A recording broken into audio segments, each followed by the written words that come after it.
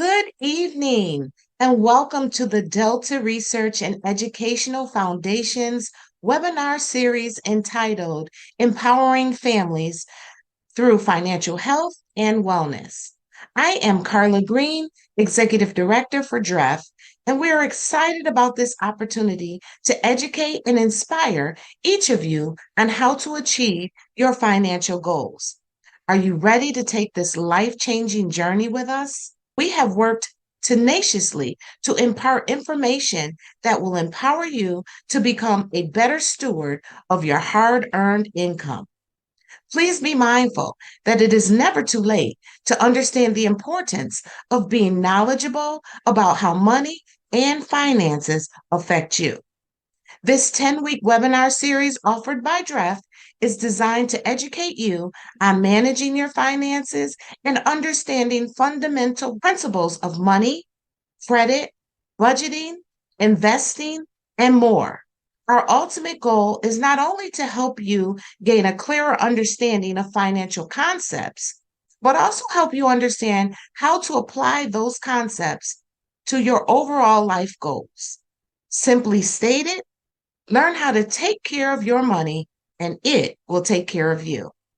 Throughout this series, we will offer incentives designed to help you achieve your financial goals. Now, without further ado, it is with great honor that I introduce to you our distinguished presenter, Dr. Lynn Richardson, an author, certified chaplain, licensed financial professional and real estate broker, certified loan originator, celebrity financial coach, and entertainment executive. Dr. Richardson has worked with diverse populations, from helping single parents achieve their financial goals to collaborating with millionaires.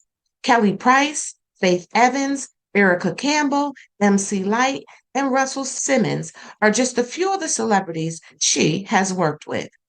Dr. Richardson has authored a plethora of books that have been noted throughout the nation for teaching others how to achieve wealth and grow their money. She has appeared regularly on the Good Morning America show and other national news and radio broadcasts. She is also the host of the Millionaires Roundtable. Dr. Lynn Richardson is a wife and mom who resides with her family in Southern California. And last but not least, she is a proud member of my illustrious sisterhood, Delta Sigma Theta Sorority Incorporated. Please get comfortable, take good notes, and let's all take this journey together.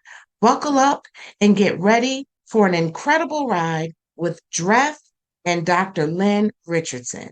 And thanks again for tuning in.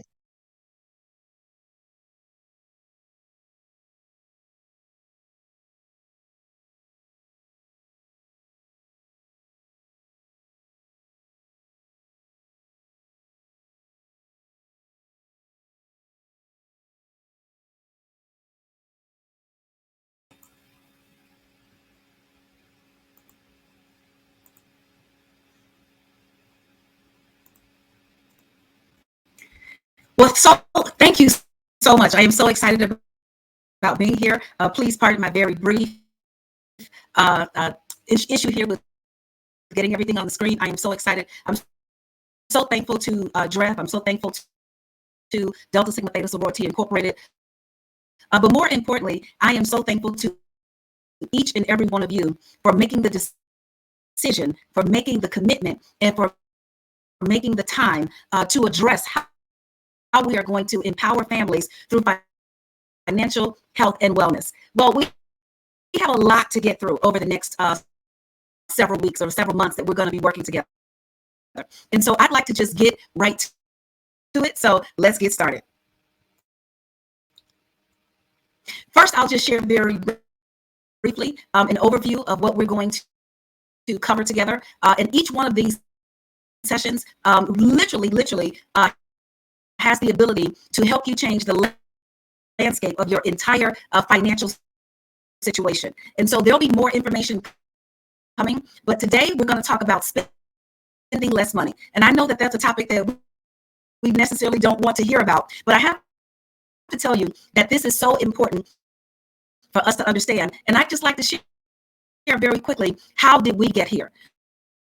Well, before I tell you anything about what you should do for yourself, I think it's very important for you to understand where I came from and the things that I had to do for myself, because I believe it is a misconception to think that I have it all together. It is a misconception to believe that because I have an academic degree, that everything is going well. It is a misconception to believe that just because I want to do the right thing, that I've always done the right thing. That would be a complete misconception. You see, I was born and raised in Chicago. As a matter of fact, my grandmother was 75 years old, cleaning homes for wealthy people, putting me through college. And she taught me everything that grandmothers teach their children, like go to school, get a good education, get a good job, go to church on Sunday, wear clean underwear in case you get hit by a bus. You know, we all learned all those lessons from our grandma, big mama, Medea, our aunt, and in many cases, sometimes even depending on what generation we were born in, our direct parent. And so I thought that I had that down pat. And I grew up knowing that I was not rich, but I didn't feel poor. You understand? Like, I never remember being hungry. I never remember, having a need and it not being met, a basic need. And so if I asked my grandmother for money, she'd tell me to look in the room on top of the shelf, behind the box, inside a pocketbook, inside a zipper, wrapped up in a piece of paper towel, is $20. And so I went through that cycle. I eventually got off to college, and by the time I was in college, I was in a bad situation. Many of you know, you've gone to that credit card room the first week of school. And so I went to that credit card room, and I saw people walking around getting one credit card or trying to figure out which one they were going to get. Well, guess what? I was getting one of each. Oh boy. And so when the creditors would call and say, Lynn, can you borrow the money? I'd say, can I borrow it from you? I had all kind of funny answers until I got out into the real world. When I got out into the real world, my credit was jacked up. My furniture was from a center. And here I am thinking I'm young, black, and gifted, but I was young, black, and broke. And that was many decades ago, but the situation has not changed today. And so I spend my life, and I'm so proud to partner with DREF, with Delta Sigma Theta, with Toyota, and with all of you to help us all know and understand that more money doesn't solve a money problem. It does not solve a money problem. Because how did I get here? Well, I got out into the real world, and I was doing very well. I was very successful, helping people with their money and their credit, but I was living check to Monday. You see, check to check is a blessing. That means you get paid on Friday, and by the next payday you're broke. But check to Monday is an entirely different game. You get paid on Friday, you kick it on the weekend, you pay on your past due bills, okay? And then by Monday you're broke. And I was living that lifestyle, making 20, 30, 40, 50, 60, 70, $80,000 a month, $90,000 a month. I believe there were some six-figure months. And most people who hear this can't believe it, because everybody is thinking, they're looking at their own situation. You're thinking about your situation right now. And you're saying, if I had X amount of dollars, it would fix my problem. But here's the issue. More money doesn't solve a money problem. And so that's why we're here today. Why? Because you cannot fix what you will not face. And the first thing that was a problem for me is I was embarrassed. And then I felt like I was in money cuffs. And they literally, like I had handcuffs behind my back, and they were made out of dollar bills. I felt like I should know what to do. I have enough education to do it. But unfortunately, that is not what was happening for me. So here's what I want us to all just take a deep breath right now and understand. There is no shame in confronting your money issues. We talk about everything under the sun, but very rarely do we talk about our true financial situation. And so that's why it's so important to me. And I'm so excited to be partnering with DREF and Toyota and each and every one of you to ensure that we can once and for all achieve financial wellness. So what does that mean? What is the definition of wellness? According to Merriam-Webster, wellness is the quality or state of being in good health, especially as an actively sought goal. And I'm just going to pause here because I'm understanding understanding that that this may be a little choppy. I'm not sure if everyone can hear me. So I just want to make sure that I can be heard. Can I be heard?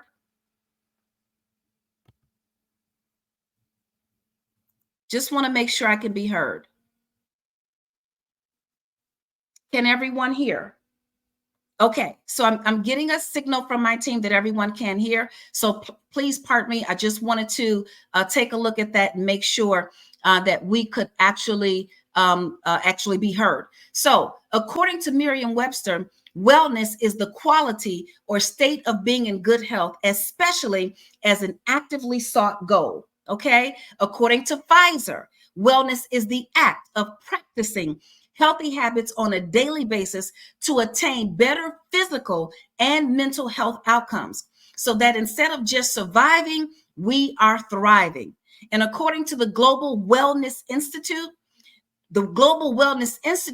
defines wellness as the active pursuit of activities, choices, and lifestyles that lead to a state of holistic health. So I'm going to ask each and every person that's represented here right now, every single family, what are you dreaming of? What are you believing in? What goals do you still see for yourself? Has money gotten in the way? Is it about financial literacy? Well, I do think that financial literacy is important. It's important, for example, to gain literacy. It's important to learn how to read. But once we learn how to read, we've actually then got to get into action and use what we've read in our lives on a daily basis. In order to understand the significance of financial wellness, it's important to understand how the lack of it is linked to your overall health. So let's look at some of the money illnesses that may plague us. I know that many of these, if not all of them, plague me. Anxiety, a feeling of nervousness, knowing that a bill is coming and not knowing how to pay it, knowing that you've made a commitment to a family member, to a child, to a loved one, and not knowing how to address that commitment, knowing that the mortgage, you just paid it and now there's no money left, and here it comes again. Here's the rent. I want to move. I have dreams. I want a business. What about stress? Stress leads to all kinds of ailments, and money is one of the areas that contributes to stress. As a matter of fact, more marriages fail due to financial stress than they do to infidelity. Then depression. Oh boy, yes, I was there. And I remember I was so depressed, and I had signs of depression because I wasn't opening any mail. I wasn't looking at things. I wasn't taking care of things. And I kind of just wanted things to kind of disappear. Well, let me tell you something about depressed. It means deep rest. And what has happened, you've taken a deep rest from the person that you want to be and have adopted to become the person that you are currently in the state of being. And each one of us can take that deep rest, but we can get back to a healthy state of being. What about unclear thoughts and confusion, not being able to make decisions? All of these are illnesses that we are taking on as a result of having a lack of financial wellness, lack of forward movement. Do you want to do something? Is there a degree you want to get? Is there a training or certification? Is there some goal you're trying to achieve? Is there something in your life that you know you can do it, but you have not taken that step? In many cases, money is the barrier. But I'm going to tell you, everything that God has blessed me to achieve now and in this time, I've achieved without money. It took me adopting financial wellness. And if I can do it, I know anyone can. What about strained relationships? I remember when I was living check to Monday, all of my relationships were strained. My relationship, and thank God my husband was and is as good of a man as he is, because he stood by me the whole time. But because sometimes I wasn't ready or where I needed to be financially, it caused me to be frustrated in my marriage, frustrated with my children, frustrated with business partners, trying to think of how was I going to keep up? How was I going to come up? What about repressed creativity? Let me tell you what that means. That means there's a gift in you, but because money is the illness that's affecting us right now, then we're not as creative as we can be in our businesses, in our passion, in our desires, in these skills that we have. And then uncertainty. Uncertainty may not seem like an illness, but the truth is, and I'm going to tell you this about money, Money is so predictable that there's no reason to have uncertainty with something that's as unpredictable or that is as predictable as money. And so if we adopt a financial wellness, if we commit, how am I going to think? How am I going to strategize? How am I going to plan? Then we are able to all walk this financial wellness path together. So gain financial literacy, but understand that reading a concept does not translate to pursuing wellness. Let me repeat, gain financial wellness, gain financial literacy, understand interest rates and things like that. And I think so many of us have had so much financial literacy that when we decided to move forward with this initiative, we chose the term wellness. Because understand that reading a concept does not translate to pursuing wellness. Understand educational achievements as they relate to financial wellness. Now, let me just say this. Let me just start with African American women. African American women are the single most educated demographic on the planet. There is no group of people who has more information than African American women. We have more advanced degrees, bachelor's degrees, master's degrees, professional degrees than any other group of people on the planet. Yet, the average net worth of an African American woman between the age of 35 and 50 is $1. That means the difference between everything we own minus what we owe is $1. And that's a statistic, but I believe it's actually negative. They say we're approaching a zero net worth. I say we are already in many cases at a negative net worth. Because if my student loans are $300,000, but I don't have any assets, then right there, I'm $300,000 in the hole. Learn how to live in and pursue financial wellness. So when I was facing my money issues, I just wanted more money. I wanted more money to get me out of the situation that I was in. I was sick and tired of being sick and tired. But guess what? It wasn't until I pursued a lifestyle. And when the money was no longer the issue and the lifestyle was, then the money began to follow the lifestyle. So also remember, knowledge is not power until it is put into action. So I'm going to invite you to get pen and paper. I'm going to invite you to take down as many of these concepts as you can. I'm then going to open it up for Q&A. And so I am just very, very excited about this wellness journey that we are taking together. So stair step number 1, today's topic is to spend less money. And I know that's not what I did not want to hear it.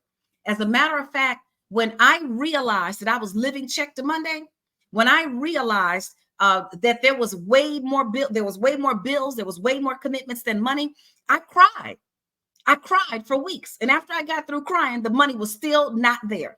The bills were still there. So the first step, and this is not just for those who are struggling, this is for anybody who wants to hit the reset button, anybody who wants to be an accountability partner, anybody who has a mother, a sister, a son, a daughter, a father, or someone that you want to help.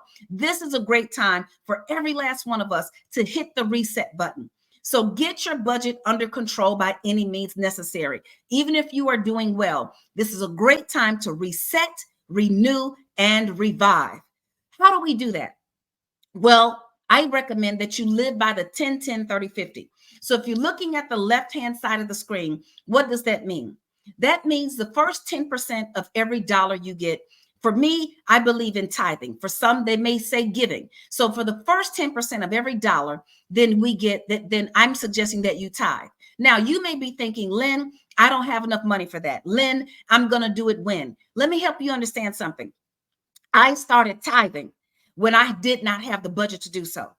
I had a big fat corporate salary, a big fat 6-figure salary. And when I got my check stopped up here and my bills kept going all the way down the page. And so I started tithing because I realized I was broke whether I tithed or not. It wasn't like if I kept the tithing money, I was straight. I was broke either way. So I started tithing so at least I could have God on my broke side when I prayed. I'm just telling you the truth, okay? I was down and out. I was destitute. I did not know what to do. So I figured at least I should obey God or do something right to get me in the mindset to have some kind of discipline with my money.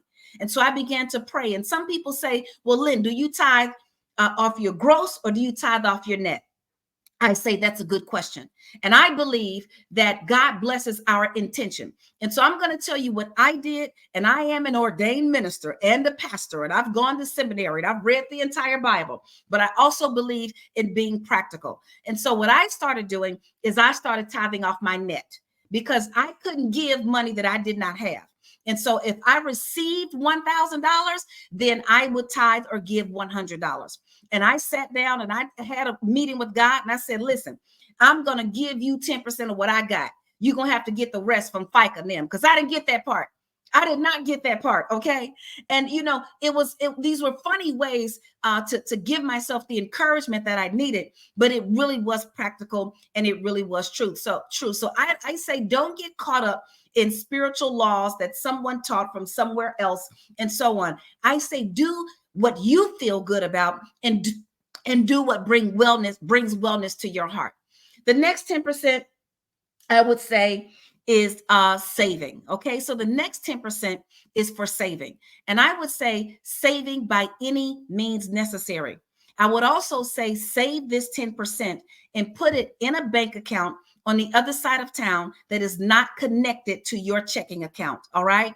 Right now, there are high yield savings accounts. If you just Google it, you can Google high yield savings and you'll see many reputable companies out there that have high yield savings, and they have very, very good interest rates right now. Now, here's the beautiful thing about saving your 10%. After 10 months, if you were just basing this off of a $1,000 budget per month, after 10 months, you would have $1,000 saved. Now, let me tell you where that places you in terms of financial wellness and what you're going to be able to do to go to the next level. It's going to place you in the majority, because the majority of people do not have $1,000 saved in an emergency fund. And here, if you do this after 10 months or after 10 pay periods, then you'll have at least $1,000 saved. The next 30%, and this is very, very, very important. The next 30% is for your incidentals, okay? And I'm recommending that this 30% be on a separate debit card, separate from your giving, separate from your savings, and separate from your bill money, okay? And I'm going to say, even if you have a really hard time being disciplined, then you may want to put a portion of this in an envelope as cash. So if you know that you are tempted to go out to eat lunch with your colleagues or your coworkers, or if you know that you may be tempted to just swipe your debit card or your credit card, and if you know you have a spending addiction, then you may want to deal with cash. What is a spending addiction? Well, in case you are confused, a spending addiction is what you have when you go to the grocery store for toothpaste and you walk out with $179.47 worth of stuff you don't need, talking about it was on sale. And I know that would happen to me often. When I started living by the 10, 10, 30, 50, I did not have the discipline to stop myself. Let me repeat. I did not have the discipline to stop myself. And instead of being ashamed about it, I took action. And so I went to the grocery store and I had $100 cash. When I got to the counter to check out, I had $200 worth of stuff. If I had a credit card, a debit card, or a check, I would have literally swiped the card, or I would have written a check, and I wouldn't have thought about it. Let me tell you why. One, because of pride, because I would not have wanted to stand there at the cashier looking as if I did not have the money to pay. Or two, I would have been ashamed. And here's the deal. Pride and shame are all the same.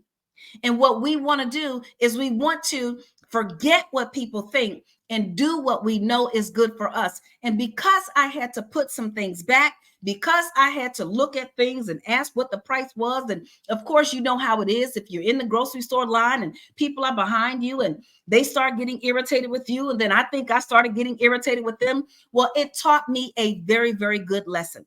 So this 30% is for groceries, gas, hair, nails, the new phone, concerts, a new outfit, clothing, new pair of shoes, whatever it is. If it doesn't fit, get rid of it. Okay? And here's one of the important things that we need to understand about these incidentals.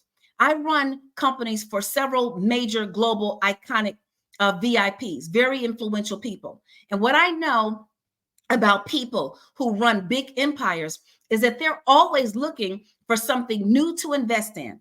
They're always researching and they're looking for new things for you to buy. And so oftentimes they will find something that will only cost them 10 cents to make, but we will stand in line on Black Friday for 2 hours to go and buy it for $200 or $300. And I call these items deals at the stake. Deals at the stake are items that we buy in the 21st century that aren't worth the ashes we could have burned them to on the stake back in the day. For example, $5,000 rims on a $500 car. Okay. Expensive shoes. Okay. Things that we buy. Video game systems. Let's think about it. If you really want to be honest, Atari 5200 that came out in 1982, it was in color. It had a joystick. You could play Miss Pac-Man, Millipede, Centipede. But what happens? Every single year, there's a new video game system that comes out that tells us that we can do something better. But the truth is, these are deals at the stake. And ladies, I say this often and I have to say it again. No matter what has ever happened in our economy, no matter when there has been a recession, no matter what has happened, there has not been a purse company that has ever gone out of business. I'm not going to name them here, but I am pretty sure you are aware of who these purse companies are. So from this day forward, we will live by the universal purse test, which says this: if the purse costs more than the amount of money you can keep in it on a regular basis, forget what people think and leave it on the rack. Leave it on the rack, because our wellness, our well-being, the true wealth that we build in our families, in our communities, is way more important than someone else's legacy or someone's lifestyle or someone's style that they've made us believe is important. So forget what people think. So this 30% is very, very important. And there are many other financial professionals who'll tell you, don't buy anything, pay off all your debt. And that may work for some people. And if that works for you, that's great. But I find that the great majority of people need some emotional support along the way. You need to be able to make a decision. Am I going to spend some of this 30%? Some of this $300. I may want to get my hair done. I may want to go to the movie theater. If I'm going to go to the movie theater, I'm going to make sure I use my points so I can get in the theater. I'm also going to use my points to buy my refreshments. And I may just only have to use my money on either dinner afterwards or so on and so forth. But it's very, very, very important to know that this 30%, the power is in your hands. And I remember a young lady when I was speaking at an event with thousands of women. And she came up, she said, Lynn, I got it. She said, I've never really been able to budget, but I can do this. This is very simple. This is very easy for me to do. And she said, but here's the problem. She said, the 30%, it's just enough for my hair. Now I'm just going to stop right there. I'm going to take a moment of silence. She said it was just enough for her hair. But what she was doing, she was still spending beyond the $300 or whatever it was every single month. And here's the issue. She was robbing Peter to pay Paul. She was going into her savings, and then she was using her credit card. And what happened is things began to spiral out of control. And so I said, listen, if you want to spend your whole $300 on your hair, go right ahead. But when you die of starvation because you had no money for groceries, we're going to look in the casket and say her hair sure was sharp. Okay. And here's what's happening. That's funny sometimes when I say it in public and people chuckle a little bit. But the truth is, we are killing our dreams. We are killing our plans. We are killing the true wealth that we can have because we are going outside of the mathematical rule. Okay. So again, the first 10% you tithe, the next or give, the next 10% you save, the next 30% is for incidentals. Now, here's something that I want us all to understand. We are not in a less than ideal situation when it comes to our financial wellness because we aren't intelligent enough. It is not that we are not capable. It is not, in some cases, that we haven't even been told. What I'm going to talk about right now, just momentarily, is its mindset. You see, oftentimes Black and brown people, and those of us who have come from traditionally underserved communities, we have been taught that when we get the opportunity to have something, that we have to show the world we got it. And I'm going to say that when it comes to true wellness, it's not about what you look about, it is what you are actually being about. And remember this: rich people stay rich because they act poor, and poor people stay poor because they act rich. And poor people stay poor acting rich in front of other poor people, which really is not what we want to do. So we want to remember our power. And when you look at whatever your dollar amount is, and that's every single time you get paid. So if you get your regular check from your job, if you get some money from driving Uber, if you get some money from doing hair or nails or your consulting business or your side hustle or whatever it is, you apply the 10, 10, 30, 50. Now, the remaining 50% stays in your checking account for your bills. The remaining 50% stays in your checking account for your bills. And I want it to be in a separate checking account. And I want it to be in a separate checking account so that you know the money is there. And I have a treat for you at the end that's going to help you kind of see everything. And so if you see what's in there and you know you have to spend more than that, then you may decide to take something from your incidentals. Okay. So the 50% that's in your checking account for your bills is for you to actually pay your light bill, your gas bill, your car note, your automobile insurance, your mobile phone bill. All of everything that is a bill gets to come out of this pot. So to be clear, on the right side of the screen, if you have $1,000 and you are living by the 10, 10, 30, 50, $100 will go towards tithing. $100 will go towards savings. And I'm going to say, put that money in a separate bank account on the other side of town that you do not have easy access to. Back in the day, I'd link my savings to my checking, and at 8 o'clock in the morning, I'd put money in my savings account, and by 3 o'clock in the afternoon, it was all gone. Okay, so you don't want easy access to it. And if you can set up auto transfer, do that. The next $300 is on a separate debit card, separate from your bills, separate from everything else.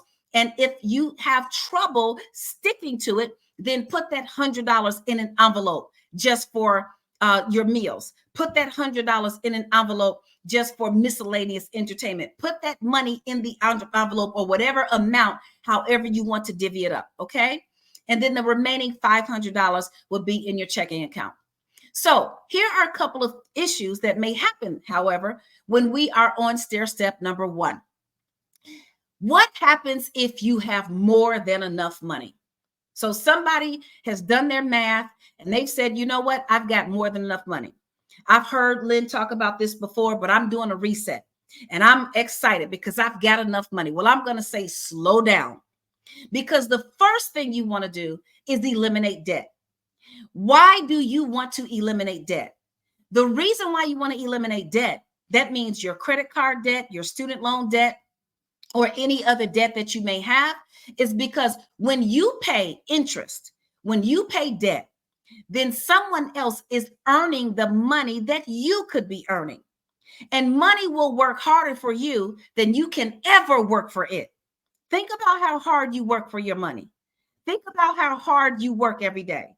Think about how hard you work drumming up new business for your side hustle or your home-based business or your business. Think about how hard you work every single day, whether you want to or not. Well, what I'm telling you is money will work harder for you than you can ever work for it if you let it. If you let it. So what do you want to do? You want to apply any extra money you have to your credit cards and your loans. Start with the smallest balance first. Now, I choose this method. There are other people who will tell you to start off with the smallest interest rate. I do not recommend that way, because the item with the smallest interest rate could take you 10 years to pay off, right? And what I'd like to see you do is I'd like to see you have some wins, and I'd like to see you winning quickly. Because when you start winning quickly, It contributes to your emotional wellness and your mental wellness, and all of it works together for your financial wellness.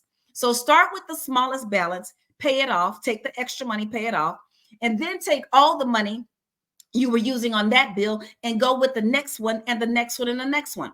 So if you had an extra $500 a month and you have a bill outstanding for $1,000, that means you're going to pay it off in 2 months. Now you're going to take all the money that you were paying on that bill and apply it to the next one. After that bill is paid, take the entire amount and apply it to the next bill, and you're going to see some great things for yourself. Now, you might be thinking, well, Lynn, that sounds like hard work. Lynn, that sounds like it's a boring lifestyle. Well, I'm going to say this, okay, about hard work. Being broke is hard work, okay? You can get a PhD learning how to rob Peter to pay Paul. So we're going to do hard work. We're going to do the hard work, doing the thing that's going to get us to where we want to be and to get us out of the place that we do not want to be in. But I would also say, if you have some extra money, if you don't want to contribute all of it to eliminating debt, then apply some of it to increasing your savings. Increase your savings for retirement. Add a little bit more to your emergency fund. Add something to your vacation fund or Christmas or whatever it is, or your business. But do not immediately just go out and buy new things. That's what happened to me. Every time I was making more money, I'd go out and buy new things. I'd go out and get a bigger house, a bigger car, a bigger everything, a more of this and more of that. And I was spending more. And if you've ever gotten a raise, you can probably attest to this. When you get a raise, if you raise your expenses, then you will have more bondage and less freedom. Most of us will get a $10,000 raise and buy a $50,000 car, or $50,000 raise and buy a $500,000 house. And although we do want to ensure that we can acquire new things and get assets that increase in value over time, you want to ensure that you are doing it with a strategy. Now, I'm just going to go right back to this item here. If you have more than enough money, your goal is to pay all of your bills once per month. I want you to just take a look at that goal. Pay all of your bills once per month. Let me tell you why. If you pay all of your bills once per month, that means money is going out once in the month, and you can focus on money coming in for the other 29 days. So one day of the month, money goes out. For the other 29 days, money comes in. I am telling you, that is a mind-shifting game strategy that will elevate you to a new dimension. Let me make it annual. If you pay all of your bills once a month, on the same day, once a month, if you can get it there, that means money will go out of your account 12 days out of the year, and money, you can focus on money coming into your account for the other 353 days. Now tell me what kind of power that would be for you. If you looked at a calendar year and money only went out for 12 times that calendar year, and the other 353 days, you can focus on building your business, your brand, your community, your wealth, then now you are operating with power. So if you have more than enough money, it is not a license to go and buy more of everything.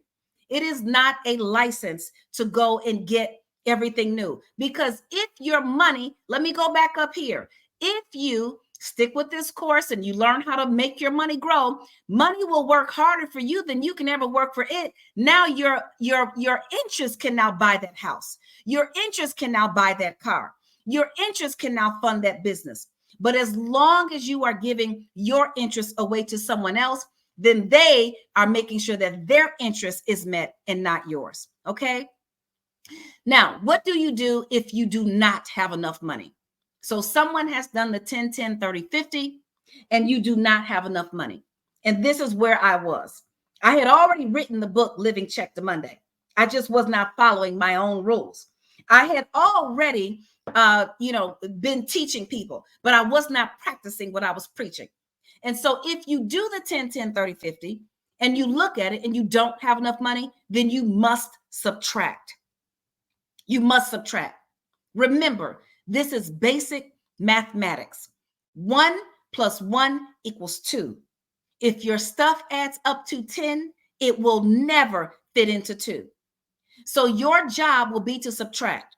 Now, looking at my budget, the very first time I did this, I don't know, almost 20 years ago, when I began to make the shift, first, it just broke my heart because I had way too many bills and not enough money.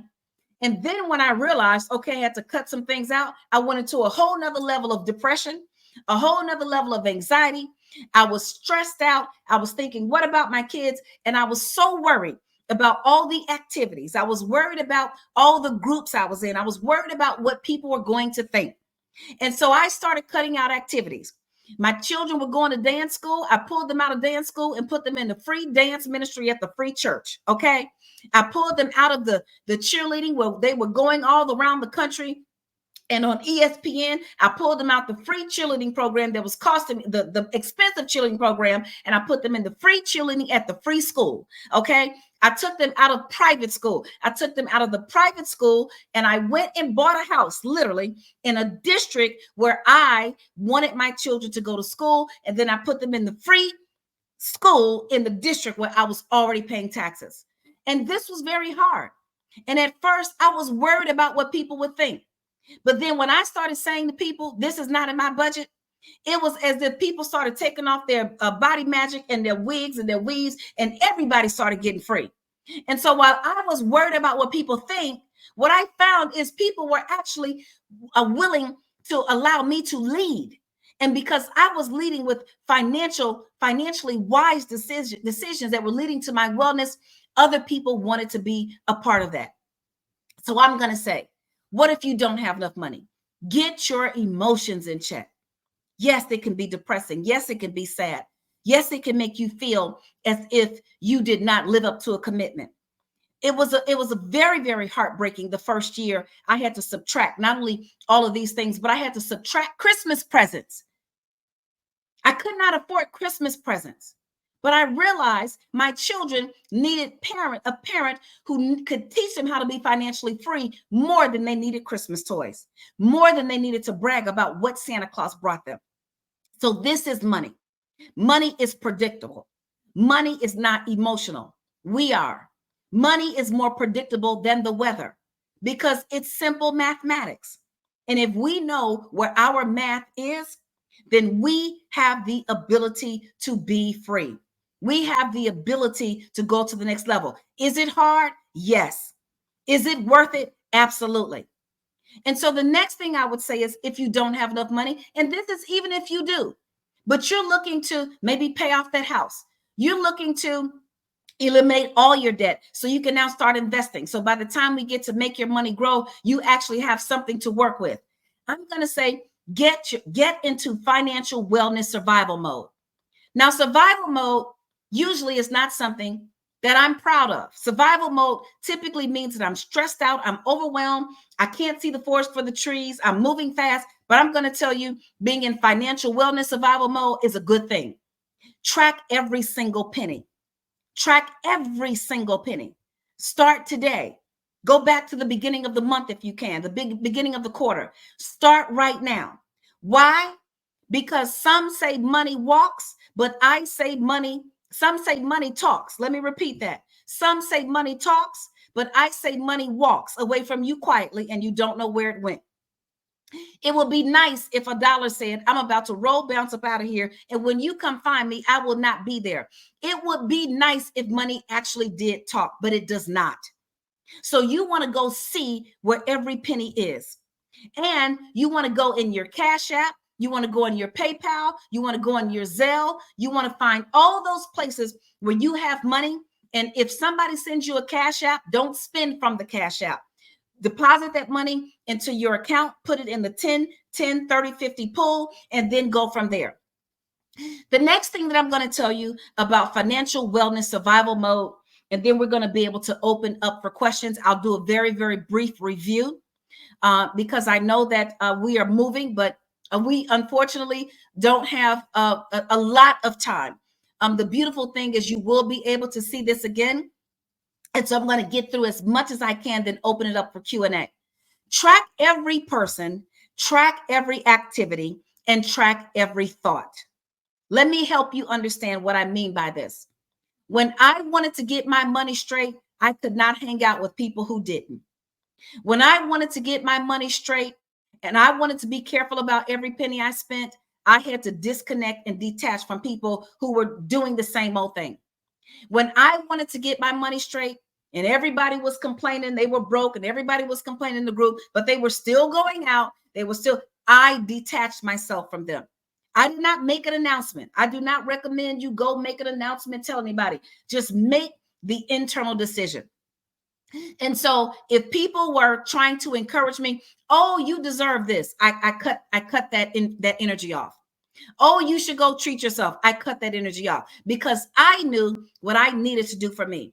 I also had to be very careful about activities. I have a very, very good a student who is very, very just connected to her family. And I love my family. But every weekend, the family gets together, and every weekend she's spending extra money. Every weekend she's spending money, and she can't break away until she started practicing financial wellness. And what she had to do is join the family via Zoom. What she had to do is join the family once a month instead of every weekend. What she had to do is join the family once a quarter instead of once a month. So whatever it takes for you. And then also your thoughts. What are you thinking? What is your belief system? What are those thoughts? Every time a negative thought comes in your head, replace it with a positive thought. Every time something negative seems to worry you, replace it with faith. Every time something negative appears in your energy is like money in the bank. Once you spend it, it's gone. So you're going to need all of your good, healthy, well energy in order to help you get to where it is you are trying to go. So what I'm going to do, let me actually just go back very quickly. I'm just going to go back very quickly. And I'm just going to go through wellness and the definition of wellness. Wellness is the quality or state of being in good health, especially as an actively sought goal. Wellness is the act of practicing healthy habits on a daily basis. That means this is something daily to attain better physical and mental health outcomes so that instead of just surviving, you're thriving. The Global Wellness Institute defines wellness as the active pursuit. This means you have to go after it, of activities, choices, and lifestyles that lead to a state of holistic wealth. Are you facing any of this? Anxiety, stress, depression, unclear thoughts and confusion, lack of forward movement, strained relationships, repressed creativity, or uncertainty? Gain financial literacy, but understand that reading a concept does not translate to pursuing wellness. Understand the difference between educational achievements and financial wellness.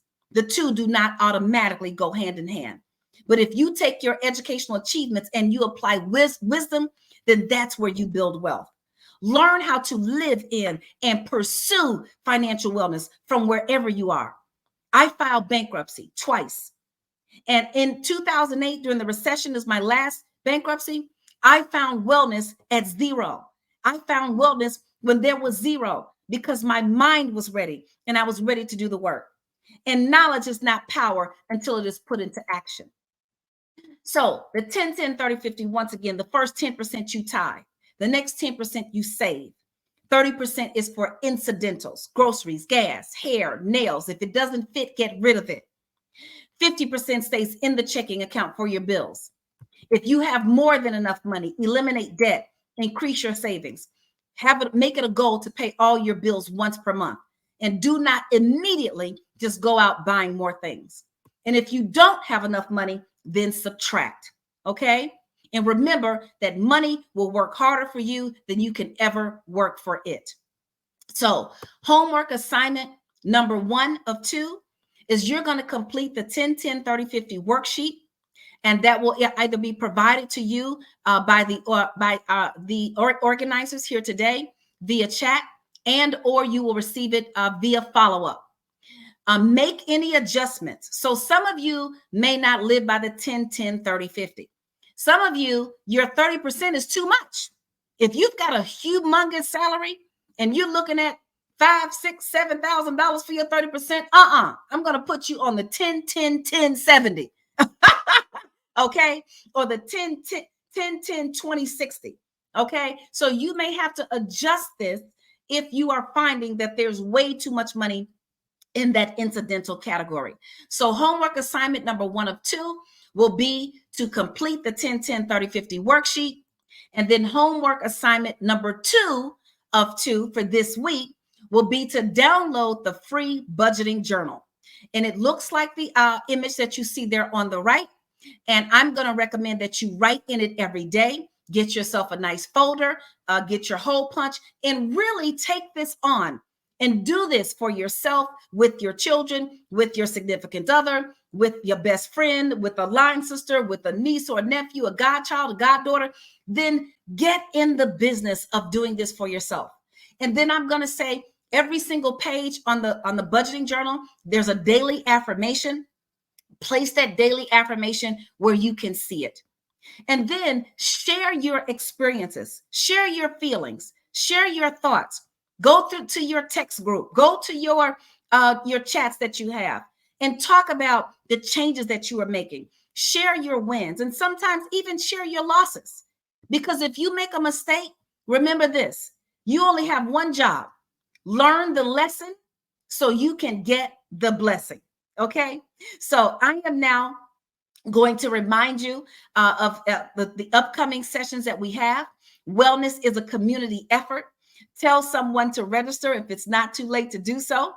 And we are now going to open this up for questions and answers. And I'm going to turn it back over to the moderators.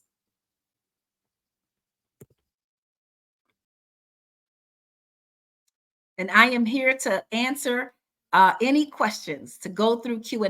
I'm not sure if they're coming through the chat or if someone's going to moderate the questions and bring them here. We've got just under 45 minutes. So we've got a 90-minute session tonight, and we are just at the halfway mark.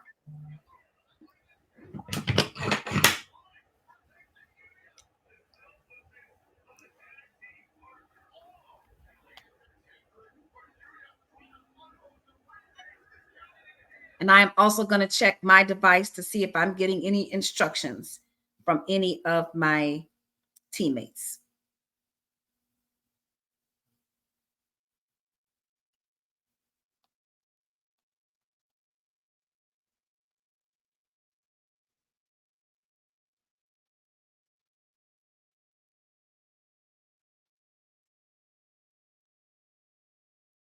Okay, I see a question here that says, what is the best way to invest? So there may be some questions that come up that are going to be addressed at length in another session. And I'm going to address that. I'm going to just pull up the screen here so you can see when that session is coming up. Let me just pull it up right here. In session number 4, Make Your Money Grow, I'm going to be able to give significant dedicated time to that particular topic. But what I would say here today is the best way to invest is to learn how to invest, and also to invest in things that you are familiar with. And so because I won't be able to give that the kind of robust answer that it deserves, and I'd really like to, if possible, stay within this topic today, I would say get on a learning path. And I would also say invest in things that you are familiar with. So if you're investing in the stock market, and you buy Nike shoes, then invest in Nike. If you use the Apple iPhone, then invest in Apple. But it's much more complex than that. And so I want to be sure that we have the opportunity to go through that. And I'm going to turn this now back over to our illustrious executive director, because I think we have a presentation before we go into Q&A. My. Whew, it's a new season. Sora Richardson, thank you so much. That was awesome, life-changing information. I'm going to have to listen to this this segment again so that I can be sure to implement these strategies in my everyday life. But right now, I want to say this. A famous author, Eric Jerome Dickey, said, if you're early, you're on time. If you're on time, you're late. So some of you have logged on early, well before 8 o'clock today. And we want to, we have pulled a few names for that. And then there were others. There has been an assignment before we actually got on this evening, and that was to complete the pre-assessment. And some of you have actually already completed that as well. So we have not put up last names, but if your name is Naya and your last name starts with a P, I think this is Chanel with a last name beginning with a W, Monica T, Adrena G, and Kimberly P. What I'm going to ask you to do is send an email to Imani Drew at idrew@deltafoundation.net with your complete name and mailing address, and we will be mailing you a budget planner so that you can get started on your journey early.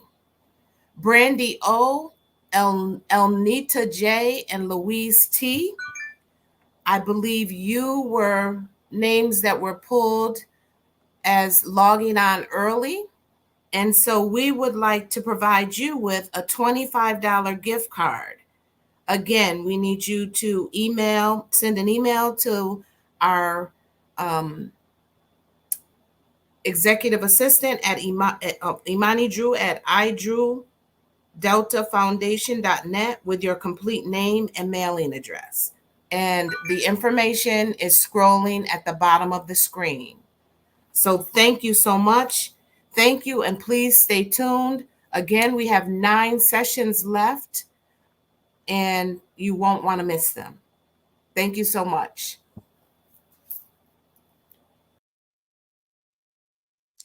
Okay, we are now going to go back to Q&A. I do see that several questions have come in, and excellent question. Is this monthly or as we are paid? I'm assuming that is that question is for the 10, 10, 30, 50. That means every time you receive money. So don't wait until the end of the month when you get 2 checks, or if you're collecting 4 checks or 5 checks. We're going to talk about getting more money in the next session. And so if you're like me, you have 19 to 20 different streams of income, or you may want to get to that place. But every time you receive payment, every time, if you do hair, every time you do somebody's braids, if you are a consultant, if you are a tutor, every single time you get paid, if you get paid once a week, twice a month, once a month, every single time you apply the 10, 10, 30, 50, every single time. That's a part of being in the active. That's a part of being actively involved in your financial well-being. And more importantly, it's a great opportunity to get your teen. It's a great opportunity to get your young adult. It's a great opportunity to get even your younger kids involved. I'm going to talk about hiring your kids in the future, but it's a great opportunity to do that. So that's an excellent question. Let's see here. Do we have more questions? If I don't belong to a church, is paying it forward for the 10% for giving? Yes. I don't put any judgment on anyone for what you choose to do for giving. And let me tell you what I did, and let me tell you a little bit about what I do now. Okay.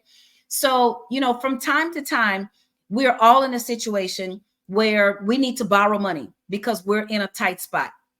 Or, we may be in a position where we're the ones that people come to borrow money. Well, I have a budget for giving, right? I have a budget for giving. So I'll decide I'm going to put away X amount of dollars per month for you, if that's your 10%.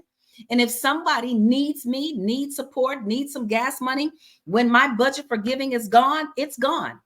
What giving did for me is it really, really gave me discipline. 1, it gave me discipline. And 2, it forced me to be more wise with the rest of the money that was left. And one of the things that I know to be true on this journey through and to financial wellness is good givers are great getters. If you want to receive more, give more. Now, don't give from an empty cup.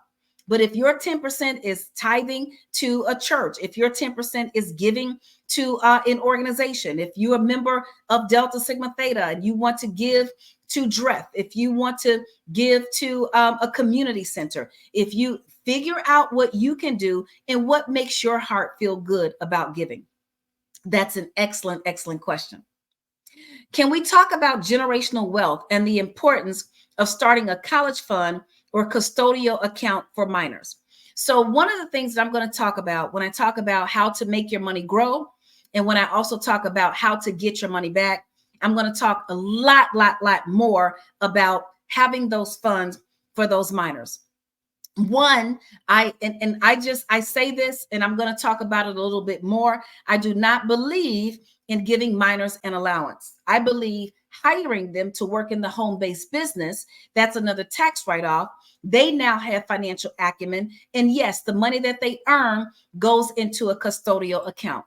So if in your 10% or in your extra money, so let's say you're already giving to your 401k, and you say, well, Lynn, I want to give another 10%, or I want to take some of my extra money from my 50%, or some of my extra money from my incidentals, and I want to open a custodial account, then absolutely.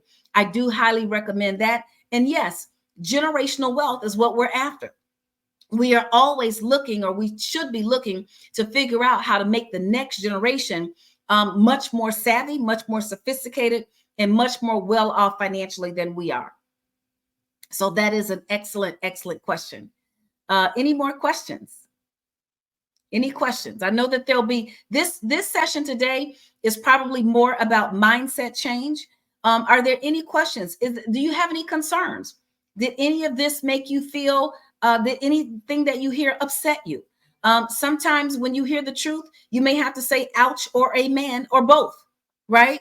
Sometimes hearing the truth doesn't always feel good. You know that it's something that you should do. Every last one of us has been in, or maybe even still in, a situation where we know we should do something differently, but we're not. And that could be related to our money. That could be related to our health. That could be related to our weight. That could be related to our own attitudes. There are lots of things that we're working on. And I think it's absolutely okay. Are you too old to start now? Absolutely not. Let me help you understand something. Let me explain this to you. For everybody who believes it's too late for me, I'm in my 30s. It's too late for me, I'm in my 40s. It's too late for me, I'm in my 50s. It's too late for me, I'm in my 60s. We are projected to live much longer and much longer. So the likelihood that you could live into your 90s is great. Much greater than it was 20 years ago, much greater than it was 50 years ago, significantly greater than it was 100 years ago. So if you're 60, that means you've got another good 20 years to get it right. And if you really focus on the next 3 to 5 years, one of the great things about the pandemic is we were on Zooms every single day teaching. I was teaching everything from investing to businesses to estate planning to, trademarks and all these other things. The truth is, you've still got time, and the rest of your life does not have to be a grind. If you are 50 years old, you still got another good 40 years that you're going to be here on this earth. What happens if you take the next 3 to 5 years and dig in and give yourself a whole new financial makeover? If you're 40 years old, whatever the age is, there's always an opportunity to do it all over again. And then what I'm also going to say about being too old, here's the truth. The first 18 years of your life, you know nothing. Okay. You're somebody else's child. You're somebody else's dependent. And then they just let us free. It's like letting the people, what happened if you just let the animals out the zoo? Where are they going? What are they going to do? So they just let us out and we go. And then we are charged with making our own decisions. But we didn't have a history of decision making. So your 20s, you made a lot of mistakes in your 20s. It's okay. Okay. Because 20-year-olds are not necessarily supposed to be wise. All right. And so then you get into your 30s and you're trying to fix what you did in your 20s because you didn't know anything and so on and so forth. And now you feel frustrated. And so you get into your 30s and it may go over into your 40s because now you feel like you want to keep up. Let's stop all that. It ends today. Wherever you are, right now. The harvest is here and the time is now. And it is your season to win now. Do the best you can where you are with what you have right now. Any tips, strategies for paying tax debt? Any reputable companies that assist with this? I would recommend, I mean, this is not a tax conversation, but if you do have tax debt, I would highly, highly, highly recommend that you get on the phone and you contact the IRS and you talk to them every single week if you have to, 2 or 3 times a week if you have to, and you continue talking and explaining your situation until you get someone who is going to help you with a payment plan. There is no reason to stay in the dark about any tax debt. Make sure you confront this. Remember, you cannot fix what you will not face. All right. And so rather than give out names of companies, I'd really like to ensure that the organizers, sponsors at DREF are okay with any referrals that go out. And so perhaps we will post that information, but I'd like to refrain from naming any specific company. But I would also say that I'll provide information in the follow-up for those who would like to learn more. But contact the IRS and please do not be afraid and communicate. Okay. Would you recommend using your savings 401k to pay off debt? I want to get rid of $30,000 in credit card debt. Some of the cards are more than 60 days past due. My income has greatly decreased. So I'm going to say it depends. I typically do not recommend taking your emergency fund to pay off debt. However, if you've lost an income, so let's talk about losing an income. The first thing that needs to happen if you lose an income is to be sure that if you've lost an income, that you reduce everything. I remember having a lunch with a student who had lost her income and she was on her way to get her nails done. I'm like, who? Nobody's getting any nails done. Okay. You getting your hair done every week? Go get you a ponytail. All right. Y'all remember me back in the day? I used to wear a ponytail. Okay. Because I would slick this hair right on up and the ponytail cost me $6 and it would last me 3 months. Okay. Right. So I started to eliminate everything. And so before I start going into my 401k, trying to pay my bills, I'm first going to try to eliminate everything. And then you're going to contact your creditor. You're going to say, I can't pay this month. Can you offer me a 3-month deferment without negatively impacting my credit? Can you offer me a 3-month credit moratorium? You know, can these payments die for 3 months, essentially, without it impacting my credit? Communicate. And then once you've eliminated everything and you've communicated with your creditors, and if you're finding that you have to keep a roof over your head, it might be time to think about a new roof. Okay. It might be time to think about downsizing. It might be time to think about moving in with someone. And let me tell you why I believe that this is the best plan of action.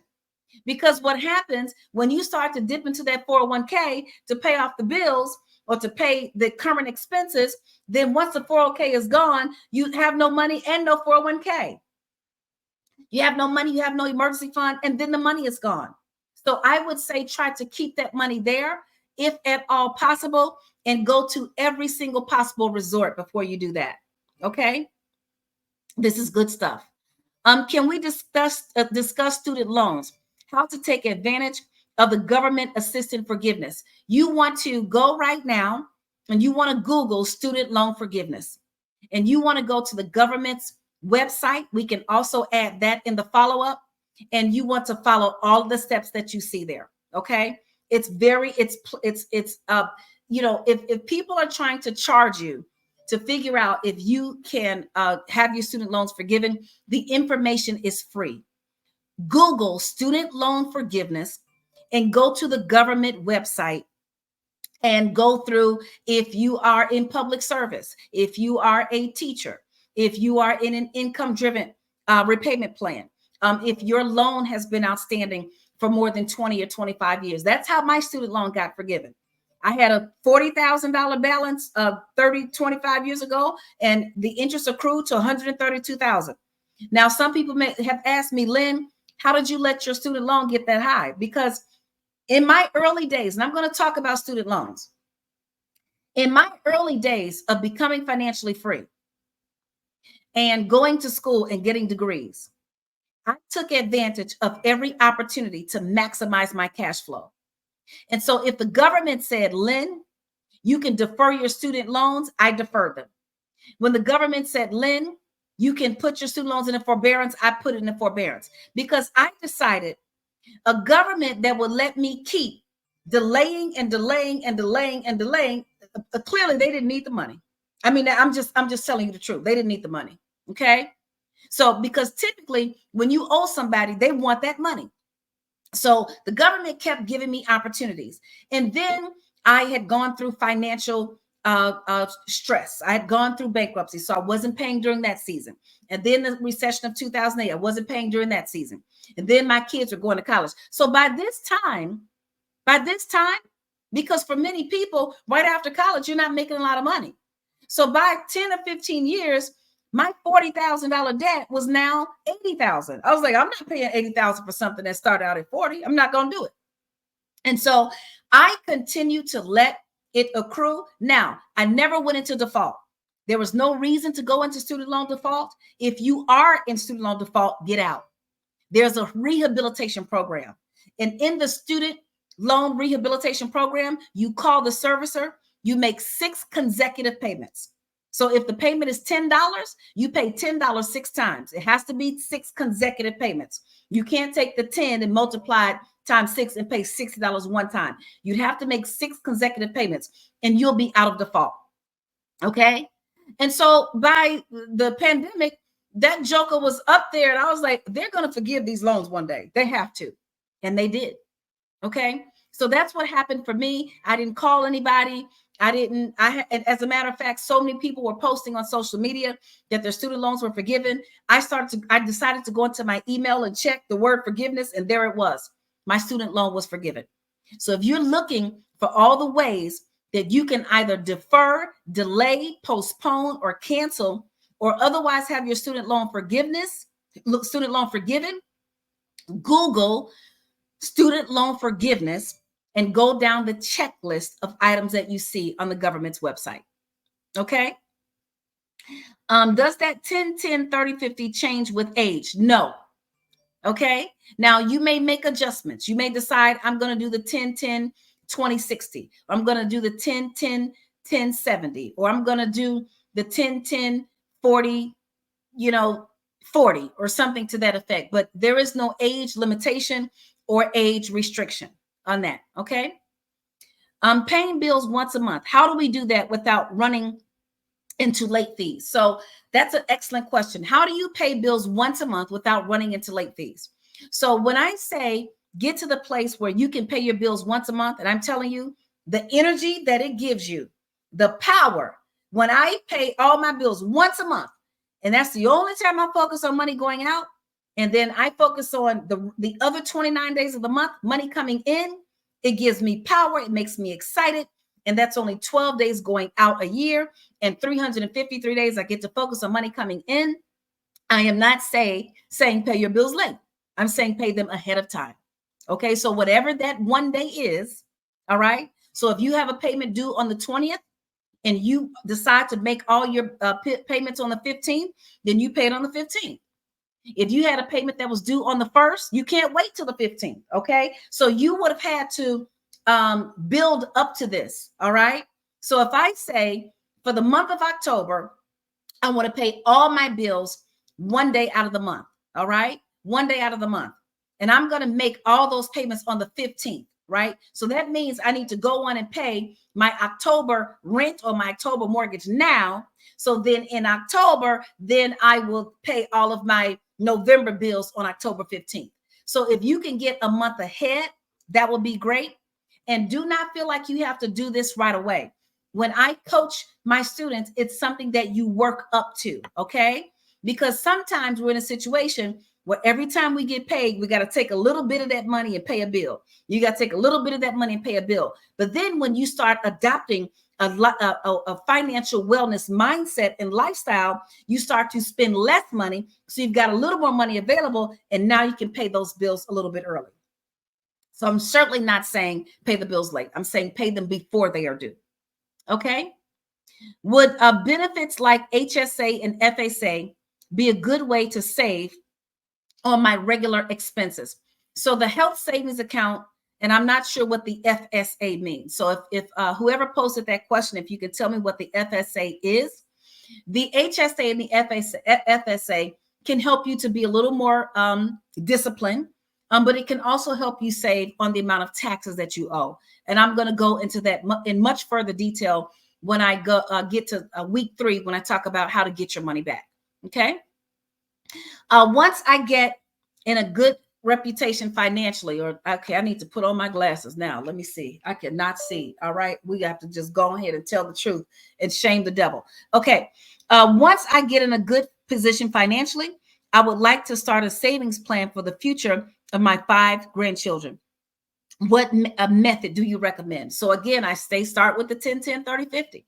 And if there's extra money in your incidentals, or if there's extra money in your 50% that you keep for your bills, then you can start to open a checking account and a savings account. And no amount of money is too small. Okay. But I'd like for you to come back next week and the week after when I talk about getting more money, and more importantly, when I talk about getting your money back. Because yes, one thing we have to do is spend less money. The next thing, I'm spending less money, but I don't have any. Okay, now you got to go get more money. I'm going to talk about that. Well, then now you got to get your money back. Why? Because the more money you make, the more the IRS will take. So if you are strategic about how you spend your money, for example, if I spend my money going out to dinner with my friends, I don't get my money back.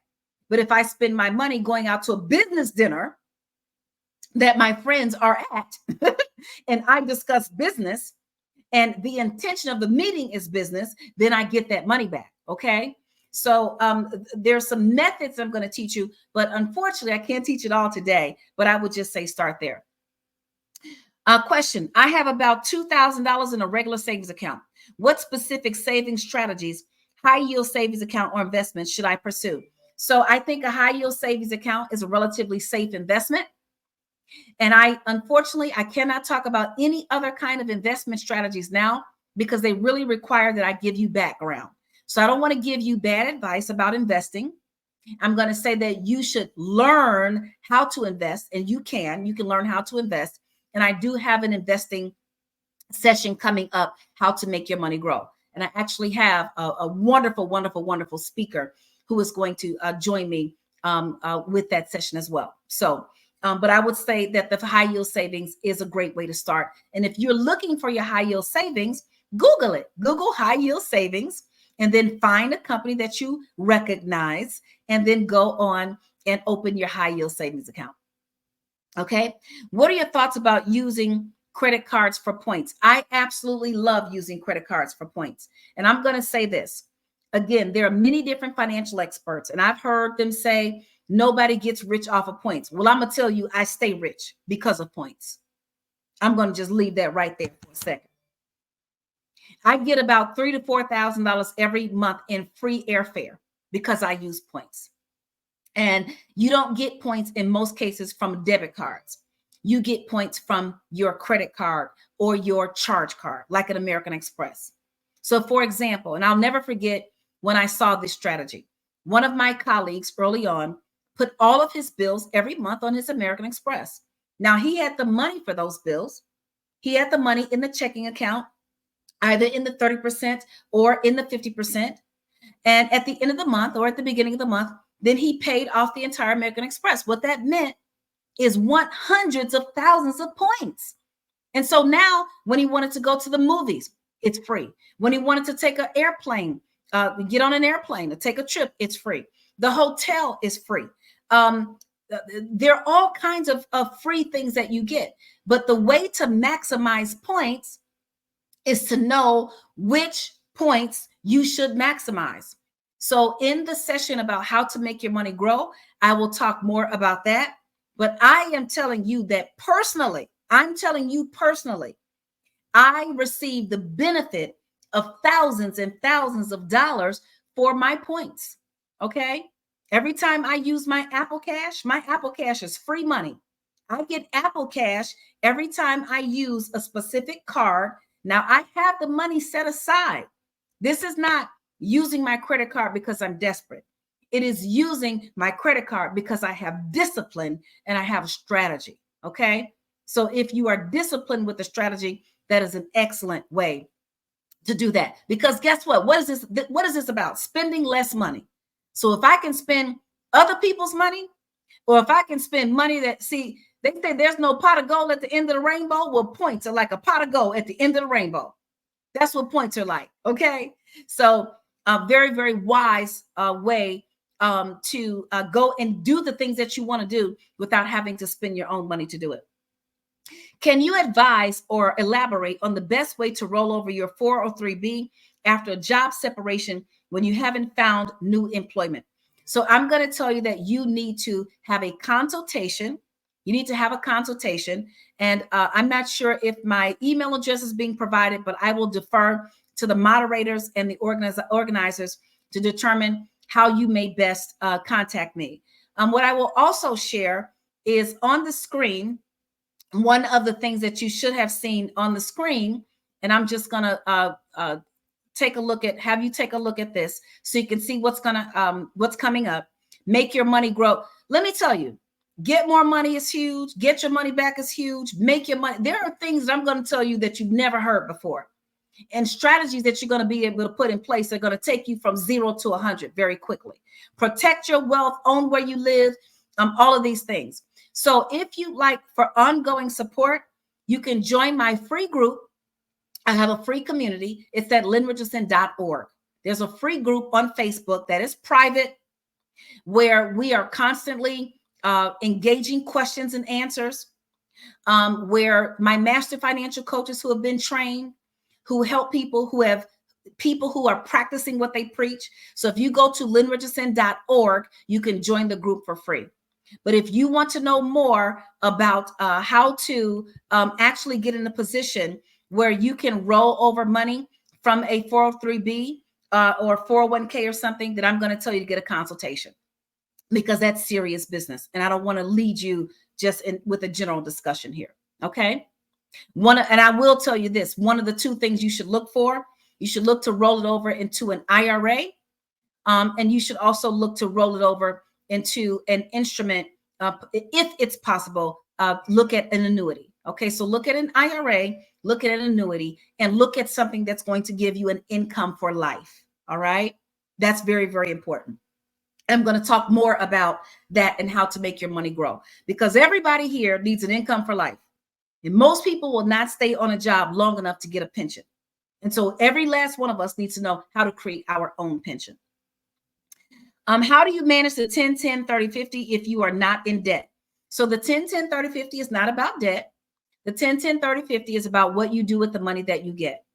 So the first 10% you tithe, the next 10% you save, 30% is for your incidentals. Everybody has incidentals.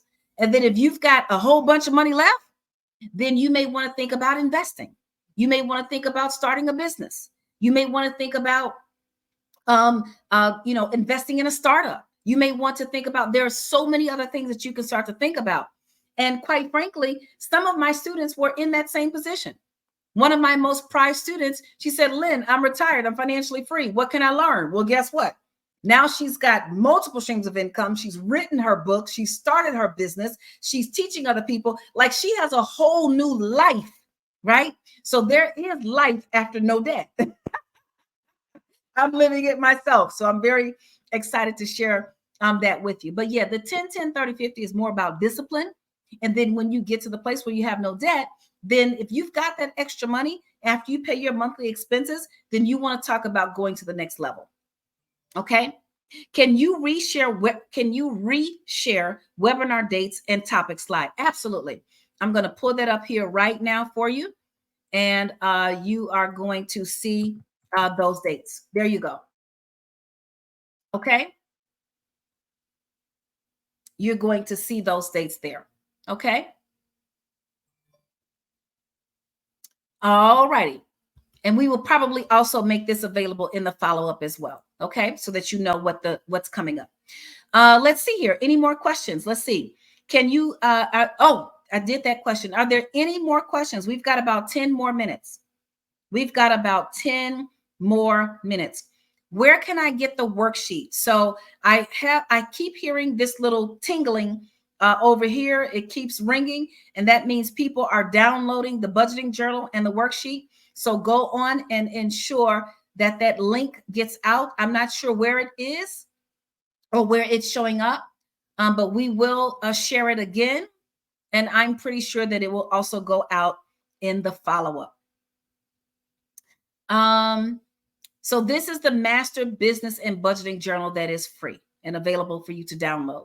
And I recommend that you roll up your sleeves, say a prayer, go on and get you a nice cup of coffee, or get you, your tea or whatever, and put it in do the hole puncher, or take it to, I don't recommend you spend any money doing this, but if you can minimize the cost with doing that, get a nice folder and then work through it and take it with you and start to write down your thoughts and your goals and your dreams about what it is that you want to do and where you want to be financially, right? And remember, there is no shame. Okay, any more questions? Looks like we've got about 8 more minutes. Okay, do you think it is a good idea to put investing in the budget? For example, I put $100 a month in a Roth IRA and it's a part of my budget? Absolutely. So once again, the first 10% you tithe, the next 10% you save, 30%. And if that saving is your IRA or your 401k, that's fine. Some people don't have a 401k at their job. If you have a home-based business, I'll talk to you about this in the future. You can set up a solo 401k. At that extra money that you have left over for in your 30%, you can say, in my 30%, here's my budget. This is what I'm going to spend on groceries. This is what I'm going to spend on gas. Let me tell you something about gas, okay? In the recession of 2008, the first time it was the first time in my life when I really saw gas go over about $3 or $4 a gallon. Everything was in gas price distance. That meant it had to be a block from my house, because I lived in a community, in a suburb right outside of Chicago, and everything was right there. The school was there, the Lincoln Highway was there, Walgreens, everything, the grocery store, everything was there. So if you were not in gas price distance, I did not see you. Okay, so I had a budget for gas, and now for those of us who have to work, all right, unfortunately you cannot write off gas for your work commute. But what you can write off is gas every time you get in your car for your home-based business. You'll have to come back next week for that one. Okay. So these are some ways to save. And yes, you can put investing into your budget. Any of that extra money out of your 30% or your 50%. If we need structured help with this plan, suggestions on who can help, financial advisor, can you provide your contact info if we can reach out to you? So once again, I'm going to say go to the group, lynnrichardson.org.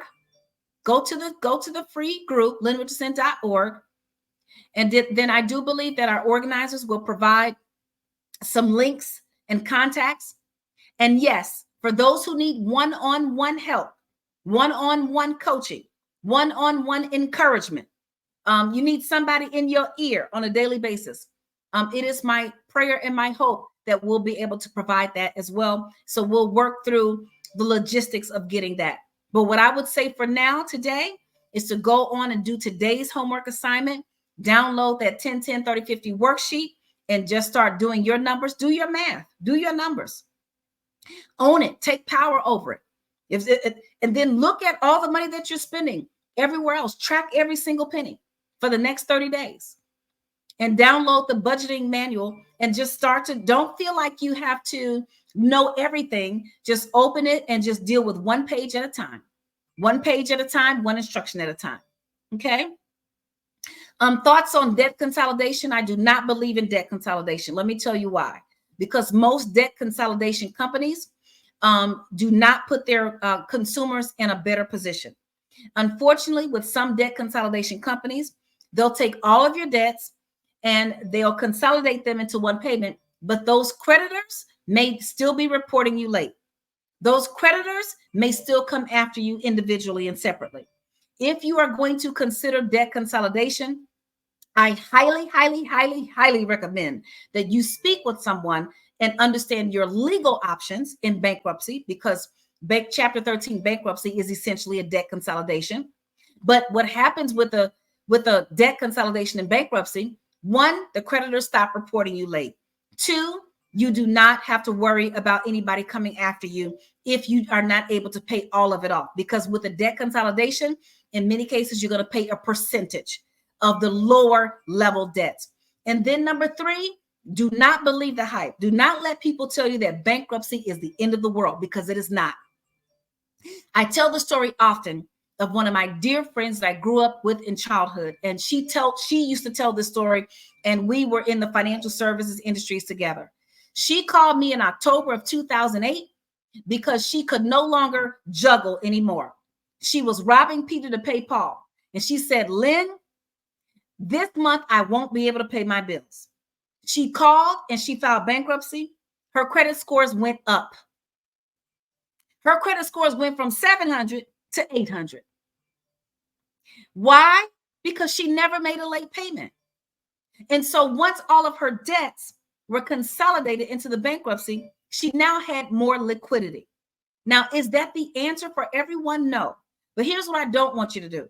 Sometimes people are in denial, and we've been told never to file bankruptcy and all this stuff. But by the time we get to the bankruptcy court, broke was 72 stages ago.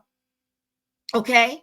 And wealthy people understand that bankruptcy is business reorganization. It is business. It is not emotional.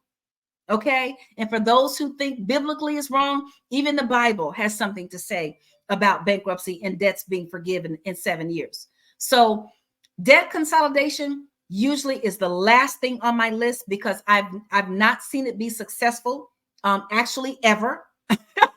I've never seen it be successful ever. And if you are truly in a position where you cannot pay all of your bills, then you want to speak to someone about the options that are best for you. Should you pay off credit card balance monthly while participating in this webinar? So one of the things that I said in the 50%, go on and take that extra money and put all of it on your smallest balance. Wipe that credit card out in a couple of months. Then take all the money, put it on the next smallest balance and next smallest. So yes, if you are in position and if you've got extra money to pay off debt, absolutely. Why? Because that interest is working for someone else, and you actually want that interest to work for you. Okay.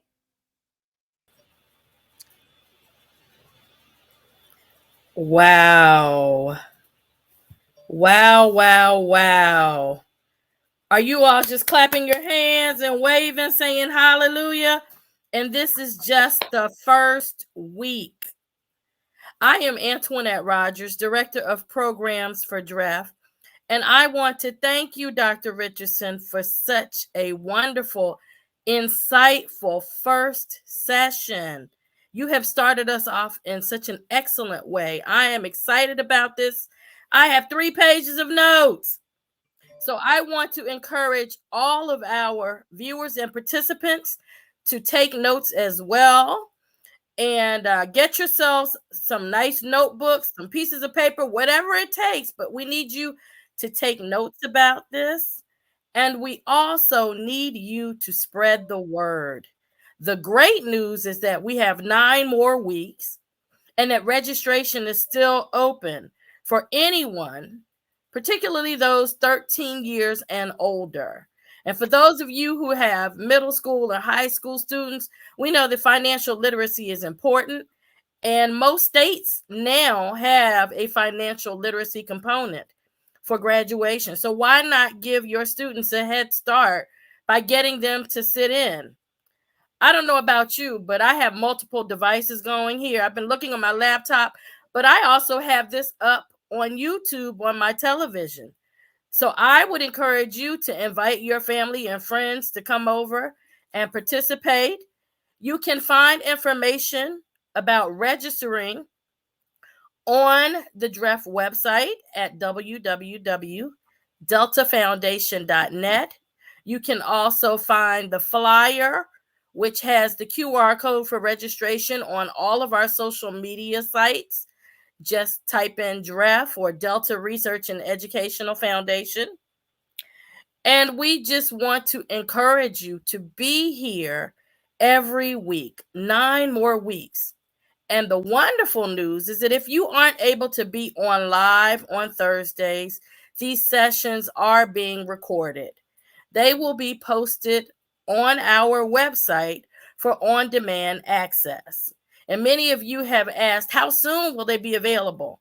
We know you want to see them right away, but we just ask that you give us 2 to 3 days so that we can make sure that our technical issues are worked out and that we have them edited and posted so that you can access them and get all the information you need.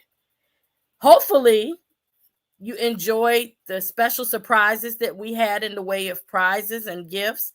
And we want to encourage everyone to stay on for all 9 weeks so that you too are eligible to receive some of these great surprises we have lined up.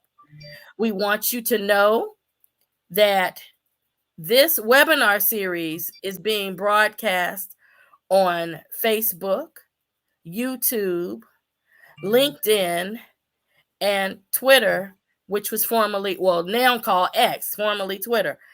And of course, you can contact us at DREF if you have any questions.